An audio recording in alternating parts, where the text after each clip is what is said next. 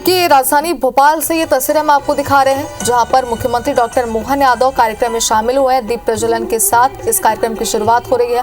कर्मचारियों के हित में लिए गए निर्णय को लेकर यह अभिनंदन समारोह है। रविंद्र भवन मुख्यमंत्री डॉक्टर मोहन यादव पहुंचे हुए हैं, तो बेहद खास और महत्वपूर्ण ये कार्यक्रम, इसमें मुख्यमंत्री डॉक्टर मोहन यादव ने शिरकत की है।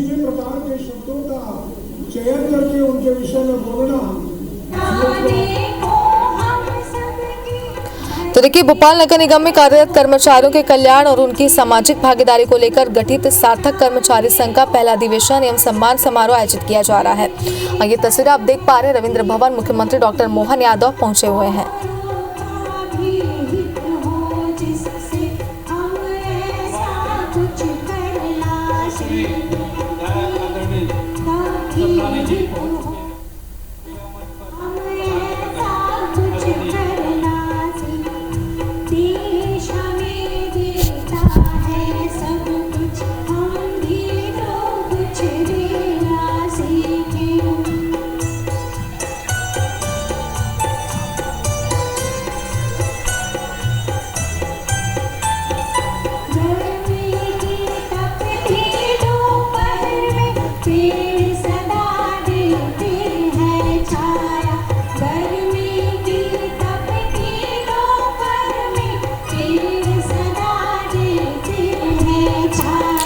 तो देखिए, रविंद्र भवन में कार्यक्रम का आयोजन किया गया है।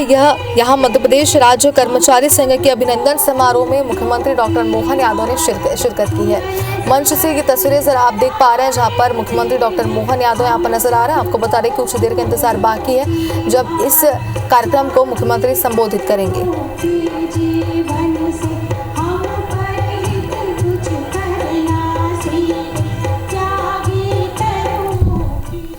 लेकिन कर्मचारी हित से निर्णय लेने का मार्ग मुझे दिखाई दे रहा है, मैं उस पर लगातार चलता रहूँगा, ये पक्का है। हमारे बीच ये परस्पर एक दूसरे की पूरक व्यवस्थाओं के अंतर्गत हम काम करते हैं। सरकार का मतलब है, सरकार के मुखिया का मतलब है, सरकार की व्यवस्थाओं का एक ही अर्थ है कि हम अपनी व्यवस्थाओं में सुव्यवस्था स्थापित करें। कहीं भी अव्यवस्था है, दुरावस्था है, कहीं कोई कमी है, उसको दुरुस्त करना है। मैं ये बात बिल्कुल जवाबदारी के साथ कहना चाहूँगा कि मैं प्राधिकरण में रहा, टूरिज्म में रहा, बाद में भी शिक्षा मंत्री करके भी आपके बीच में से ही काम करते करते जब निकला, तो मुझे इस बात का तो एहसास है ही कि हम अगर निर्णय कुछ भी कर रहे हैं, लेकिन निर्णय का क्रियान्वयन कराने की जो नीचे की हमारी एजेंसी है, जो काम करने के और काम को नीचे अंजाम को पहुंचाने वाले लोग हैं, अगर उनके मन में कोई असंतोष है, उनके मन में अड़चन है, उनकी व्यवस्था बिगड़ी हुई है, तो हम कितनी भी बात कर लें, वो बात का नीचे असर आएगा ही नहीं। इसलिए स्वाभाविक रूप से हमारे लिए दोनों तरह से बढ़ने की आवश्यकता है। मैं मान के चलता हूँ कि आज के इस अवसर पर सच्चे कर्मयोगी अगर कोई है तो आप सबको प्रणाम करता हूँ, आपका अभिनंदन करता हूँ। आपके परिश्रम, समर्पण, जल कल्याण और विकास के पथ पर बढ़ने वाले संकल्प के बलबूते पर हमारी सरकार अपने सारे निर्णयों को नीचे क्रियान्वित करा पाएगी। मैं इस नाते से भी आपको बधाई देना चाहूँगा कि जैसे हमको मालूम है, भगवान राम की विजय तो हुई, लेकिन नल नील के बिना नहीं हुई। उनने जब तक मार्ग नहीं बनाया तब तक भगवान राम भी पार नहीं पाए। ये और जब अच्छा संकल्प हो तो पत्थर भी तिर जाते हैं, ये भी मुझे मालूम है। केवल अच्छा संकल्प, अच्छे काम करने का आपका अपना मन बना रहे, तो परमात्मा की दया से हमारे सारे निर्णय, और मैं इसी आधार पर मान के चलता हूँ कि जब आपने कहा कि हमारे प्रदेश के कर्मचारी, माननीय प्रधानमंत्री जी के लिए अभिनंदन कर दो इस मामले में, तो माननीय श्रीमान नरेंद्र मोदी जी, मैं प्रदेश का और देश का दिए समान करने के लिए उनका एक वाक्य, डबल इंजन की सरकार, तो इंजन के पीछे इंजन लगा हुआ है, तो वो तेज जाएगा तो हम कैसे पीछे रह सकते, हमको भी तो तेज ही चलना पड़ेगा। डबल इंजन का मतलब एक साथ ही तो है। इसीलिए वो सारे अंतरों के माध्यम से ज़बरदस्ती से कुछ चीज़ों में अटकाना लटकाना, मैं समझता हूँ कि ये उचित नहीं था। मैं तो ये मान के चलता हूँ 9 वर्षों से भी आपका HRA जो लटका हुआ था, मैं तो बाहर से देख के भी दुखी होता था कि ज़बरदस्ती ये क्या है, जिनके हक की चीज़ है वो क्यों नहीं मिलना चाहिए, उनको उस समय पे देना चाहिए। ये चीज़ें बोलने से थोड़ी देना चाहिए, अपने आप ही देना चाहिए। मैं इस मामले में थोड़ा भाग्यशाली भी हूँ कि आप लोगों को ज्ञापन देने नहीं आना पड़ा, मेरे परवार ही बढ़ा दी।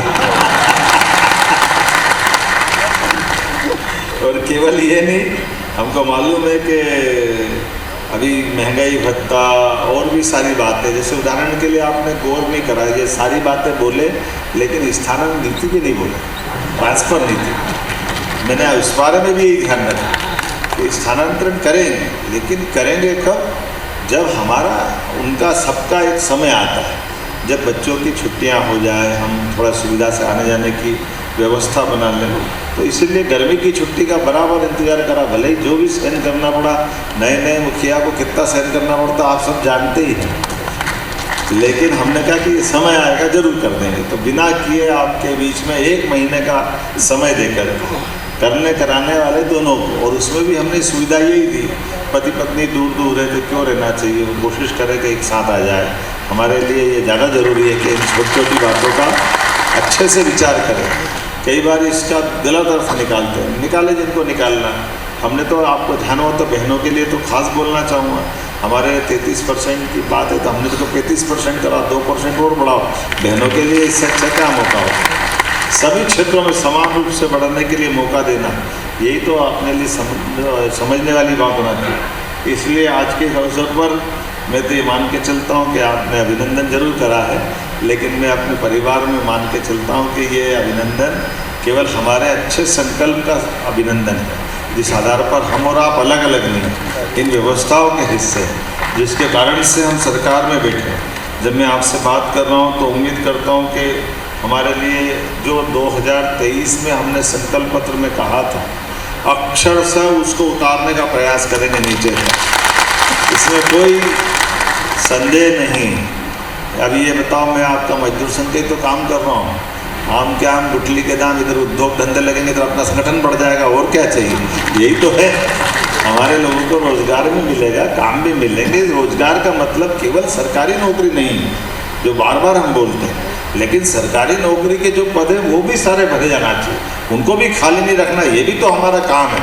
इसलिए आते ही सारे प्रकार के पदों को भरने का अभियान चलाया, और अभी बच्चे कुछ उसके और पार्ट करते जा रहा है। भर्ती करने में भी जो कठिनाई आ रही है, जैसे पुलिस विभाग की भर्ती, अब हमने पुलिस विभाग की भी लगभग जितनी पद थे वो तो भरे ही भरे, और नए भी मंजूर कर दिए। आपको ध्यान में होगा हमारे यहाँ पुलिस बैंड, ये कई सारी चीज़ें तो मैं आपसे बस मेरे को आपसे भी दो हाथ करना है, क्योंकि क्या है कि कभी कभी आप ही भूल जाते हो कि आपका कुछ अपना थोड़ा नुकसान हुआ, नुकसान इस हाथ से, जैसे मजाक कर रहा हूँ, बुरा मत मानना कि जैसे उदाहरण के लिए आज़ादी के पहले से हर जिले के अंदर पुलिस बैंड अपने थे। अब पुलिस बैंड के पद धीरे धीरे करके सरकार की किसी की सरकार रही, 55 साल तो किसी और की रही, 25 साल हमारी रही, लेकिन उसके पहले से आज़ादी के पहले के जो पुलिस बैंड के पद थे अपने आप ही खत्म होते चले गए, वो पद के साथ चले गए। तो ऐसे चीज़ों में हमने कहा ये पुलिस की अगर भर्ती होती है, पुलिस की ड्रिल होती है, पुलिस के लिए 26 जनवरी 15 अगस्त का हमारे लिए उससे अच्छा गौरव का क्या दिवस है, वो तो होली दिवाली है हमारे लिए, तो वहाँ की गरिमा हमारे उस अनुपात में होना चाहिए। तो बोलिए आपने जब मैं होली दिवाली की बात कर रहा हूँ तो वो तो उसका आनंद भी वैसे ही आना चाहिए। इसलिए हमने 55 जिलों के अंदर ही सभी दूर पुलिस बैंड की मंजूरी दी,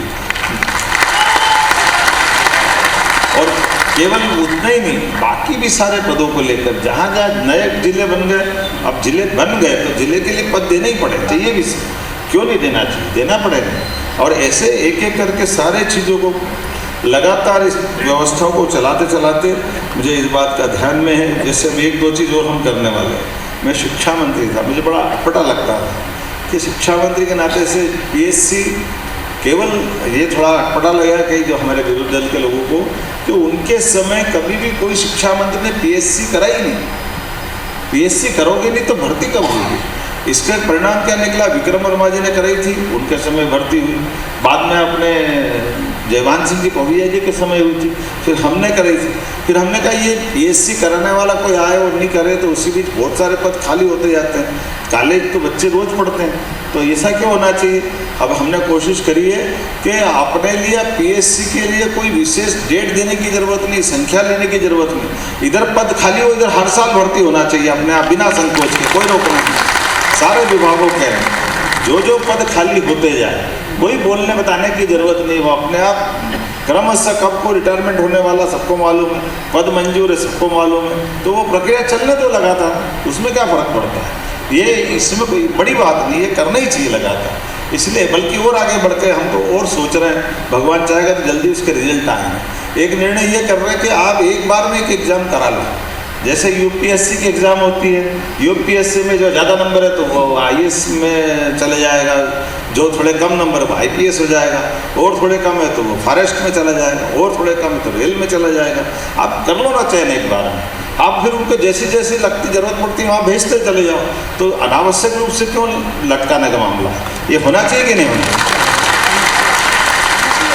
सारे पदों पे सभी प्रकार के योग्य लोग मिल जाएंगे, लेकिन बिना बात के लटकाना, ये तो बात समझ में नहीं है। तो ये अपनी व्यवस्थाओं को अगर सुचारू रूप से संचालित करना है तो ऐसे निर्णय करना ही पड़ेंगे।